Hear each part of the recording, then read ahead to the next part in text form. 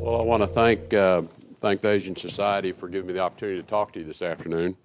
When you go last, as everyone knows, a lot has been said, but I don't think you're going to hear too much repetitive from me. Jim did a great job, I think, of highlighting the humanitarian imperative behind energy development. Carlos did a great job of giving you statistical context for what the future looks like, and you'll hear me refer, and heard Dan refer to the ExxonMobile outlook for energy. And ours is the model we use is a dynamic model as opposed to the IEA's model, which is somewhat static. So there are some differences, but the conclusions are the same because those changes are so dramatic that whether you're trying to do this on a dynamic basis or a static basis, the outcomes look the same. And Dan has done a great job of I think, positioning things from the commanding heights of the geopolitical perspective in the world economies. So I thank all of them for their remarks, and I think they have set the stage for what I want to say. And first, I do want to commend the Asia Society for working to create this new think tank, the Policy Institute, which as others have said, I think is going to play an important role in encouraging consequential dialogue about the global business and trade, security, and sustainability.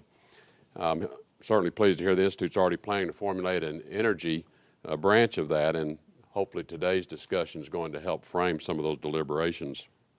So what I want to do is bring the perspective of business and how we can meet the challenges you've heard about of developing supplies of energy to satisfy rising demand in the decades to come. It is no small challenge, and I'm going to begin by just recapping for you the tremendous scale of the challenge that the industry faces, and then I'm going to discuss the energy transformation which has been alluded to that is sweeping North America and the importance of technology in that transformation. And then finally, I'll provide a business perspective on the policies and the principles essential to enabling the long-term investments, the partnerships, and the innovations that can meet the energy challenges in Asia as well as throughout the rest of the world. So from a business perspective and policymaking perspective, every meaningful energy discussion must begin by recognizing the fundamental human need for energy and its direct relationship to economic growth. And to this end, as I mentioned, we publish an energy outlook, and in our outlook we examine how energy is consumed, how supply and demand trends are shaping markets, and what the future might hold for every nation aspiring to growth and progress. And what we see in the decades ahead is growth, population growth, economic growth, and energy demand growth. We project that the global population will grow from about 7 billion people today to nearly 9 billion people by the year 2040. And because of the economic growth and increased trade and development, we project that global energy demand will increase by about a third between now and then. Now, to put this in scale, this level of growth in perspective, that increase in energy demand will be greater than the current demand of Russia, India, Africa, Latin America, and the Middle East combined. Now, we must also recognize that there is a humanitarian imperative to meeting these global energy needs. As Jim highlighted, approximately 1.3 billion people on our planet still do not have access to electricity for their very basic needs like clean water, cooking, sanitation, light, or for the safe storage of food and medicine.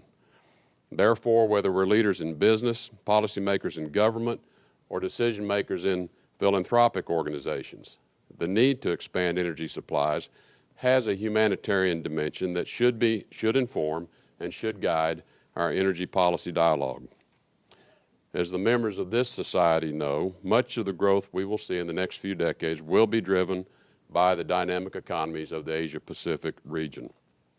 In our view, Asia's economy is likely to triple in size by the year 2040, and energy demand is projected to grow about 60%, so obviously some implicit efficiencies in there.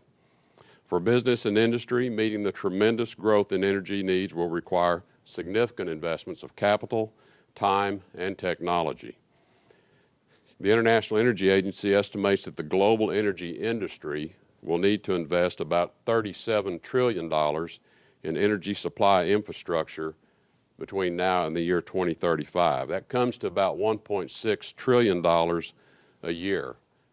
Simply executing $1.6 trillion a year of infrastructure development is no easy task. In addition, the energy industry will need to execute technologically complex and capital-intensive projects. Energy projects are the ultimate long-term investment. The spending patterns are long, even before the first dollar of revenue is ever realized.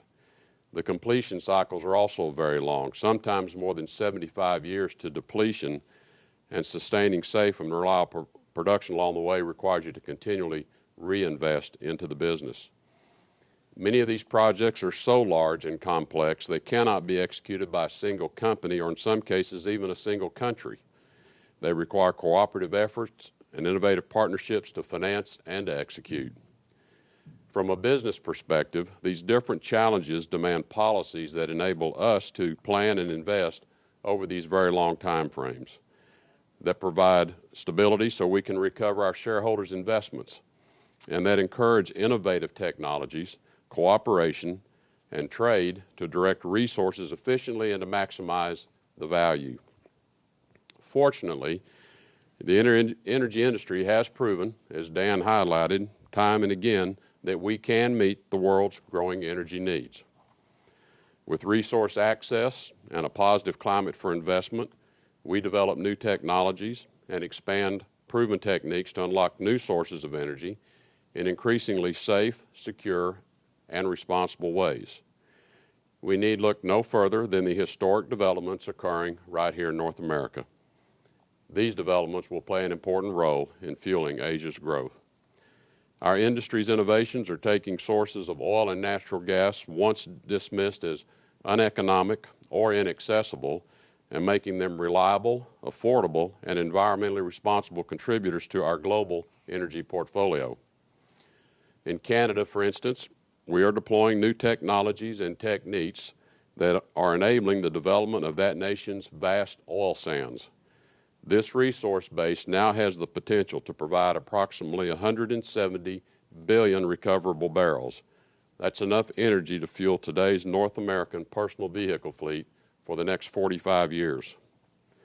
In the Gulf of Mexico, we've taken the concept of deep water production from the drawing board in the early days of my career to the deepest waters of the ocean in less than a generation. In the 1990s, we moved from shallow water to ever deeper water, and now we're in the ultra-deep water in depths of more than 10,000 feet, drilling as much as 5 miles below the ocean floor. And more recently, our industry has come together as never before and made tremendous strides in emergency response and risk management to deal with the offshore conditions. With these ongoing discoveries and advances, we anticipate more than doubling the North American and worldwide deepwater production over the next 25 years. And finally, across the continental United States and Canada, industries innovations are enabling us to unlock the so-called unconventional sources of energy that you've heard about. Energy located in extremely dense geologic formations, often referred to as shale gas and tight oil.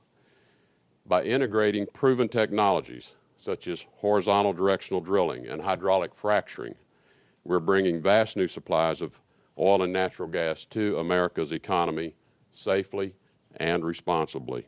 In fact, our industry's technologies have now put within reach enough natural gas to power the U.S. economy at current demands for more than a century. For businesses and policymakers, the benefits of our technological advancements have also been a reminder of the extraordinary impact, the multiplier effect, of affordable, reliable energy for economic growth and opportunity.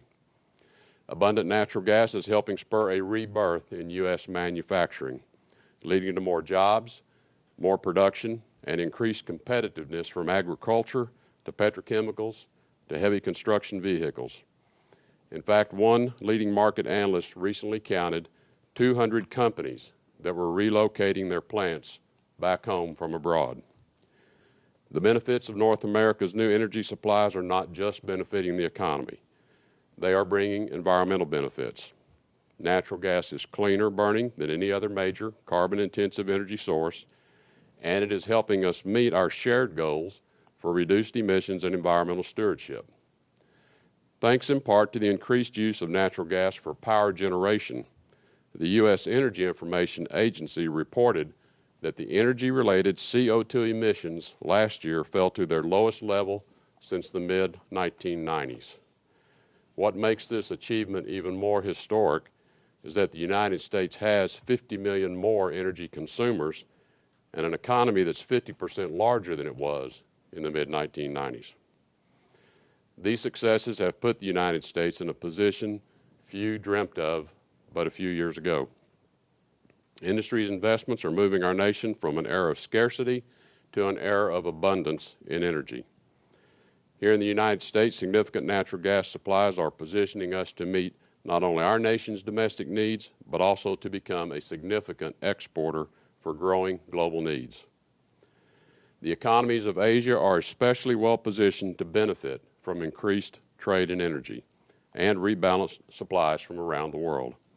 North America's new supplies of natural gas are coming at a time when the energy industry's technologies are opening new opportunities for the global transport of natural gas to the rest of the world.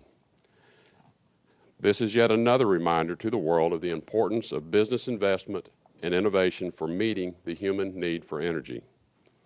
Over the past 2 decades, strong international partnerships have helped to develop and make available liquefied natural gas that has been supercooled, which facilitates an efficient transport on marine vessels.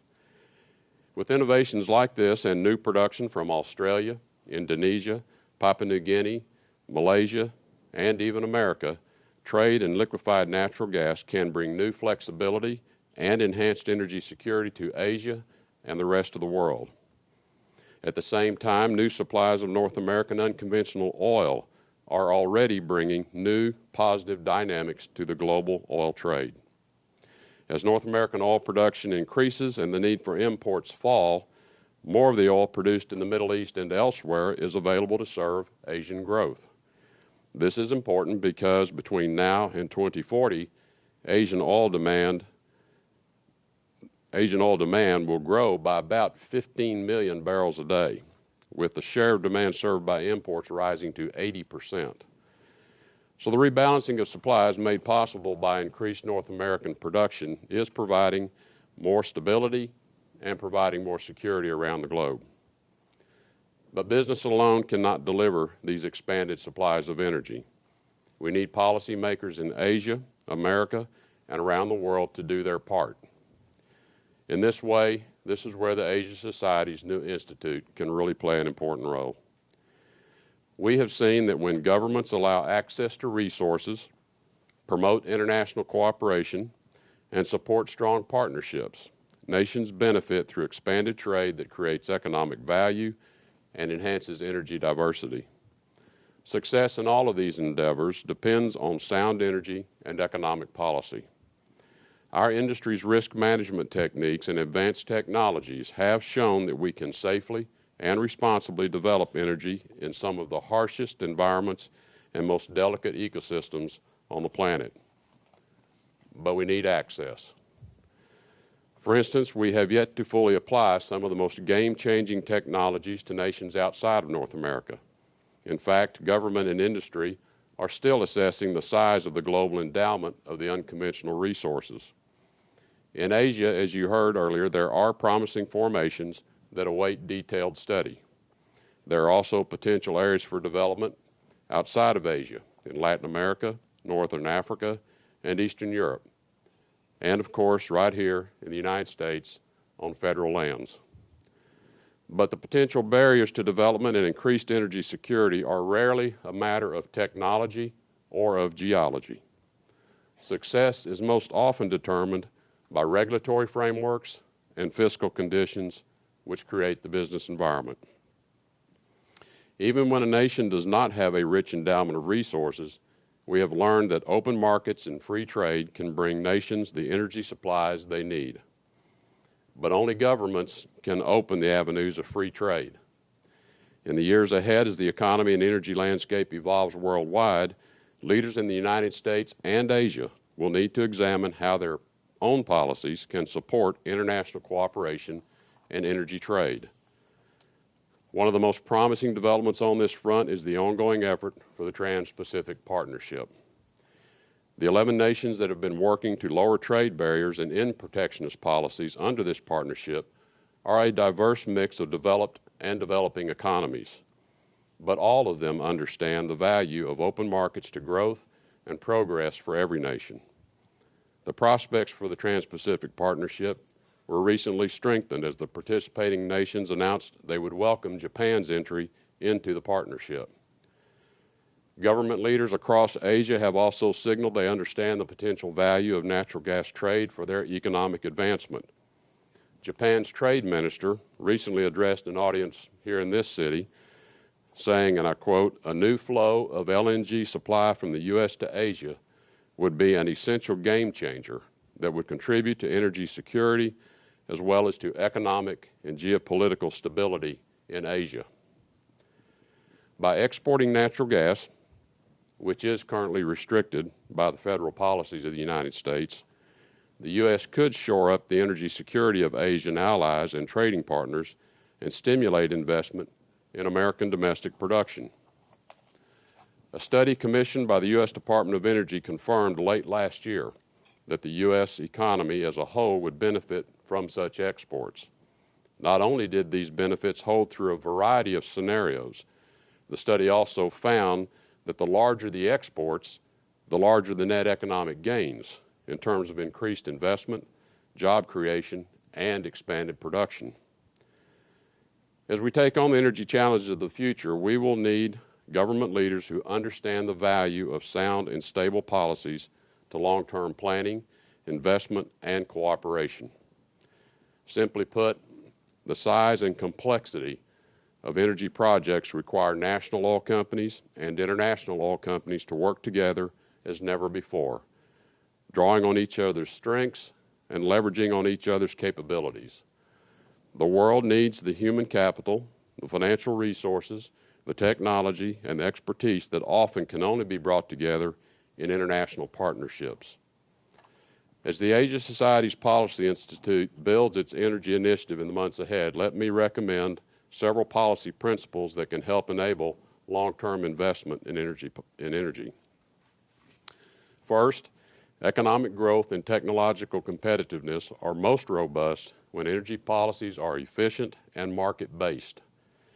The incentives to deploy new technologies and serve consumers most efficiently are strengthened when the playing field is level and the government does not pick winners and losers. Second, the regulatory pathway in every nation should provide certainty and promote understanding between government officials and business leaders. Development is most effective and efficient when government is a source of clarity in how business can meet safety and environmental standards while advancing innovative long-term projects. Third, governments can help responsible long-term development by building sound and stable legal, regulatory, and tax policies. With such policies in place, business can better evaluate opportunities, plan and invest, thus maximizing value for all. Sustained investment over the past few decades created the technologies that have unlocked these transformative new supplies. Tomorrow's technologies will be just as dependent on research and development. Industry needs policies that enable us to continue to make those commitments for the future. Fourth, governments should uphold the rule of law and the sanctity of contracts. This is at the very heart of the U.S. success story, with our federalist system and private property rights providing opportunities and incentives to advance breakthrough technologies and techniques, especially in the unconventional energy development. You know, we live in an extraordinary moment in history. Citizens in nations around the world are advancing. New opportunities are arising through technology and trade. For decades, the world has been well served by the flexibility and security created by the energy industry and by the global energy markets. As we consider the energy challenges in the decades ahead, we now have an opportunity to build on success by learning the lessons of the past few decades of energy investment and innovation. We must embrace the free flow of energy, capital, and human talent across oceans and across borders. If we do, the energy industry has proven that we will forge the long-term partnerships and develop the new technologies to unlock sources of energy safely and responsibly. We will strengthen energy security for all nations, and we will build new bridges of trade and progress between countries and between continents. There is no better way to fulfill the noble goals of the Asian society than to work toward trade, cooperation, and sound policy in the energy sector. With the right policy principles in place, it means a brighter future for all of us. I thank you for your kind attention.